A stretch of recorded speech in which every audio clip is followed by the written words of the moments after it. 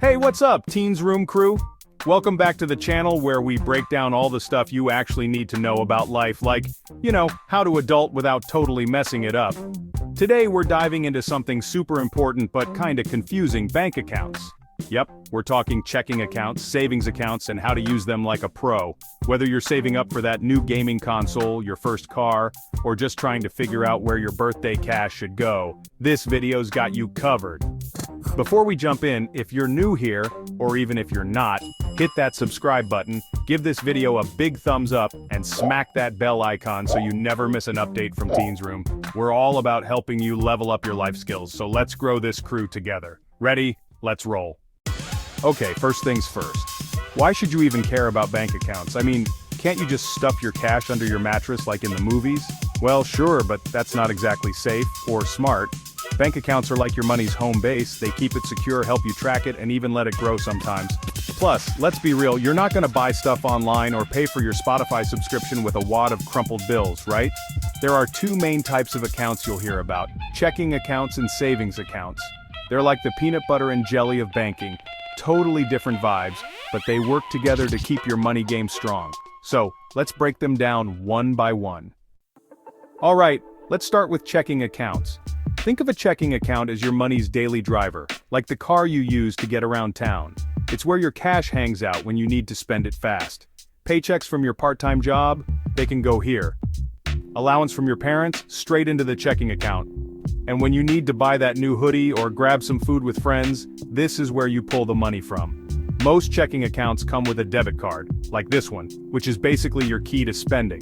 Swipe it at the store, use it online, or even pull cash out at an ATM. Some even let you write checks, but let's be honest, who's writing checks in 2025?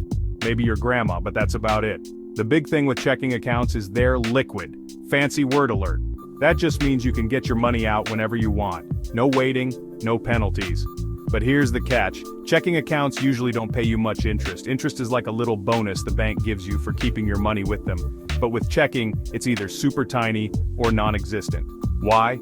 Because the bank knows you're going to be dipping into it all the time. Now let's talk savings accounts. If checking is your daily driver, savings is like your money's safe vault, or maybe your treasure chest if you're feeling piratey. This is where you stash cash you don't need right this second. Maybe you're saving for something big, like a trip with your friends, a new phone, or even college down the road. The whole point of a savings account is to let your money sit there and chill. Unlike checking, savings accounts usually earn interest. It's not going to make you a millionaire overnight, sorry, no private jet vibes here, but over time, that little extra can add up. For example, if you put $100 in a savings account with a 1% interest rate, you'd earn $1 after a year. Not huge, but it's free money for doing literally nothing. The trade-off? You can't just swipe your savings away like with a checking account. Some banks limit how many times you can take money out each month, and you might not get a debit card for it. Pro tip: that's actually a good thing. It keeps you from blowing your savings on impulse buys, like that random TikTok gadget you'll use once and forget about. Okay, let's put these two head to head so you can see the difference. Checking accounts are all about spending. Easy access, debit cards, no limits on withdrawals. Savings accounts are about growing. Higher interest, fewer withdrawals, and keeping your money safe for later. Checking is like your wallet, savings is like your piggy bank with a lock on it. Here's a real-life example. Say you've got $500 from your summer job. You might put $100 in checking for stuff like snacks, gas, or hanging out, and tuck $400 into savings for something bigger, like that concert you've been dying to go to. That way, you've got spending money and you're building toward your goals. Now that you know what they are, let's talk about how to use them without turning into a total money disaster. Because trust me, I've seen people mess this up, and it's not pretty. Rule number 1, don't treat your checking account like a free-for-all candy store. It's tempting to swipe that debit card every time you see something cool, but if you spend more than you have, you could get hit with overdraft fees. Those are like the bank's way of saying, "Ha, gotcha!" And they can be $30 or more per mistake. To avoid that, keep track of what's in there. Most banks have apps. Download it, check it, know your balance. Rule number 2, set a savings goal. Don't just dump money in your savings account and forget about it. Decide what you're saving for and how much you need. Like, I want $300 for a new skateboard by June. Break it down. $50 a month for 6 months.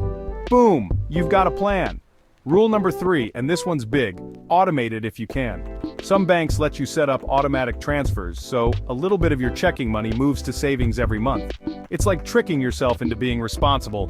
And finally, rule number 4, leave your savings alone unless it's for the thing you're saving for.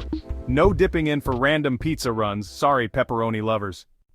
So, how do you even get started?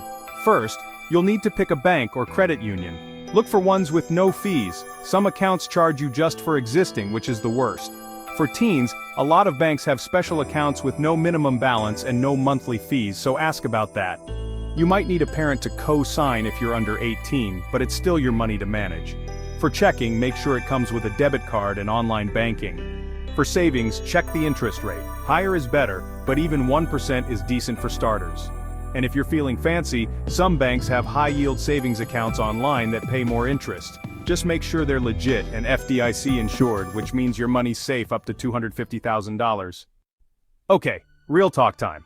Learning this stuff now isn't just about bank accounts, it's about taking control of your future. Money stress is a thing, even for teens, and knowing how to handle checking and savings can save you so much headache later.